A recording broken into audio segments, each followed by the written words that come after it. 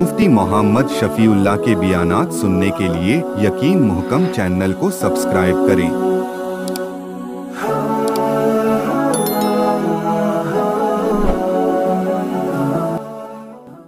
नहमदुहु व नुसल्ली अला रसूलिहिल करीम। अम्मा बअद फ़अऊज़ु बिल्लाहि मिनश शैतानिर रजीम। बिस्मिल्लाहिर रहमानिर रहीम।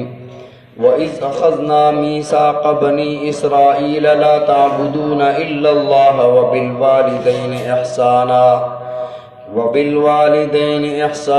वज़िल क़ुर्बा वल यतामा वल मसाकीन वक़ूलू लिन्नासि हुस्ना वअक़ीमुस्सलाता व आतुज़्ज़काता सुम्मा तवल्लैतुम इल्ला क़लीलन मिनकुम व अंतुम मुअरिज़ून। सदक़ल्लाहुल अज़ीम।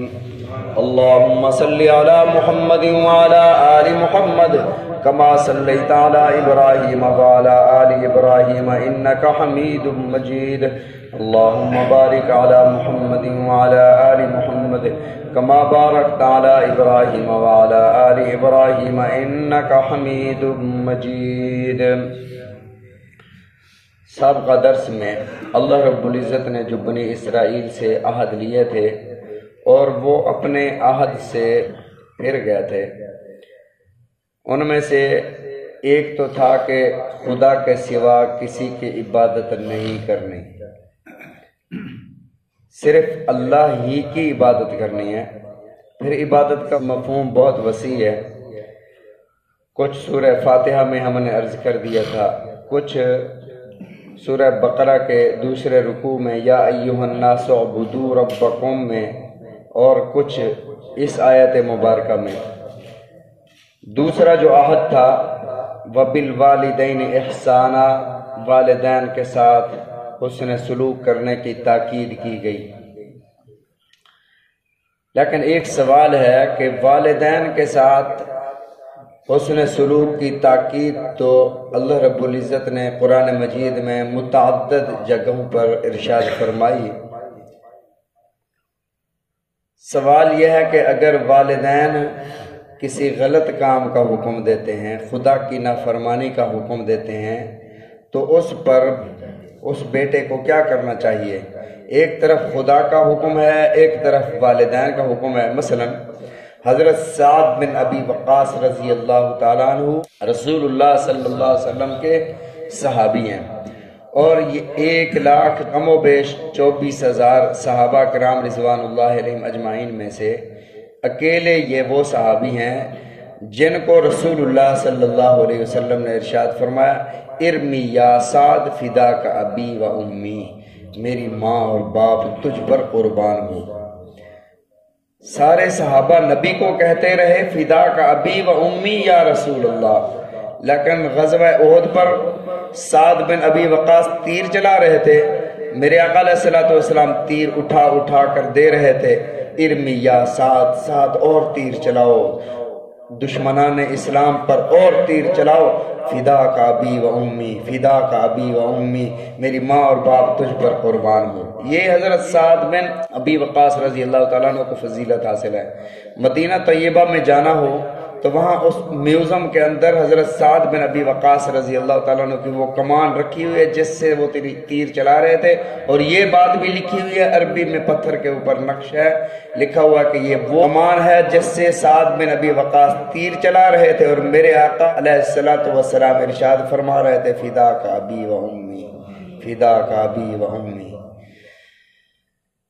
बहरहाल हज़रत साद बिन अबी वक़ास रज़ी अल्लाह ताला अन्हु ईमान लाए तो माँ ने कहा कि जब तक तू वापस नहीं आता मैं न खाना खाऊंगी न पानी पीऊंगी, मेरी भूख हड़ताल है, बस मैं मर जाऊंगी इसी हालत में।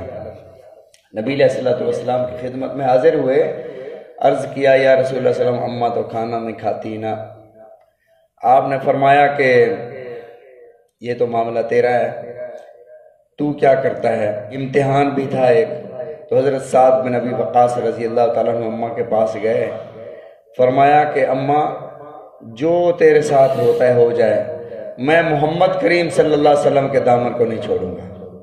इसी हालत में आपकी वफ़ात भी हो जाए तो हो जाए, کیونکہ میں نے اپنے آقا علیہ الصلوۃ والسلام سے یہ سنا ہوا ہے، لا طاعت لمخلوق فی معصیت الخالق، خالق کی نافرمانی کرتے ہوئے کسی مخلوق کی فرما برداری جائز نہیں ہے۔ والد کہتا ہے بیٹے کو داڑھی کٹوا دو، والد کہتا ہے نماز نہ پڑھو، تو والدین کی ایسی فرما برداری جس میں خالق کی نافرمانی ہو رہی ہو، فرما برداری کرنا جائز نہیں۔ باقی رسول اللہ صلی اللہ علیہ وسلم سے ازواج مطہرات میں سے حضرت ام حبیبہ رضی اللہ تعالی عنہا نے سوال کیا، یا رسول اللہ ابو سفیان مسلمان نہیں ہوئے، کافر ہیں، وہ آ رہے ہیں، کیا میں ان کا احترام اور اکرام کروں؟ آپ نے فرمایا وہ تیرے والد ہیں، بے شک کافر ہیں، ان کا احترام اور اکرام تم پر فرض ہے۔ والدین جس حالت میں بھی ہوں، امام عبید اللہ سندھی رحمۃ اللہ علیہ دین پور شریف ہے یہاں خانپور کے پاس، وہاں مدفون ہے، وہ پہلے سکھ تھے اور جب مسلمان ہوئے بچے تھے پھر وہ پڑھا انہوں نے اور بہت بڑے عالم بنے، بہت بڑے جید عالم بنے، پھر تحریک ریشمی رومال کے بانی بھی تھے۔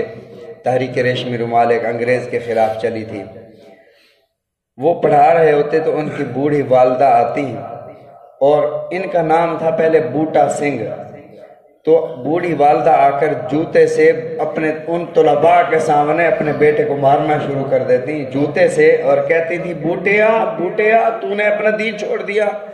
جب بوڑھی ماں سے وہ جوتا گر جاتا پھر اٹھتے اور وہ اٹھا کر اپنی والدہ کو دیتے، اماں اور مارو، عبید اللہ مار کھانے کے لیے پھر حاضر ہے۔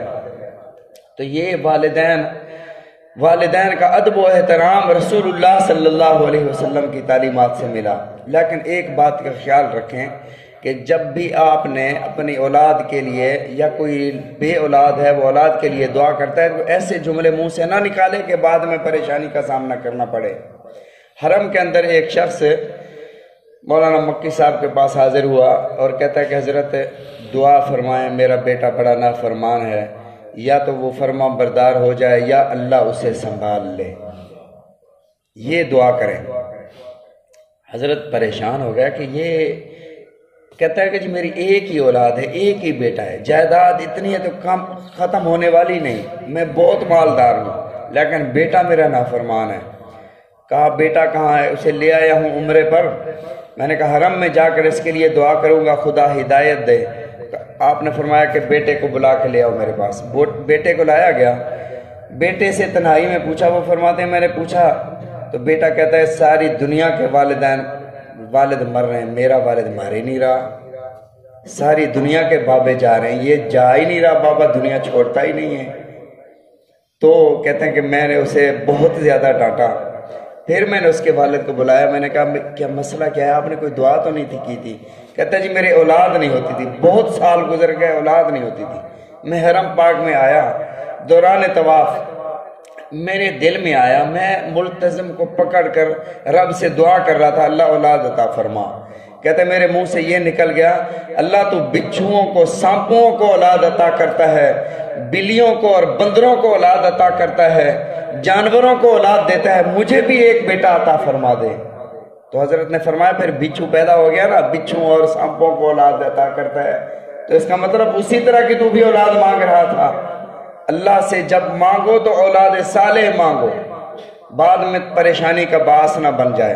آج حالات کیا ہیں آپ کے سامنے ہیں، اگر کہیں نا کہ اپنے بیٹے کو یار نماز کا عادی بناؤ تو والد بڑے درد کے ساتھ کہتا ہے قاری صاحب آپ ہی کہہ دو، ہم نے اگر کہا تو بےزتی کرانے والی بات ہے۔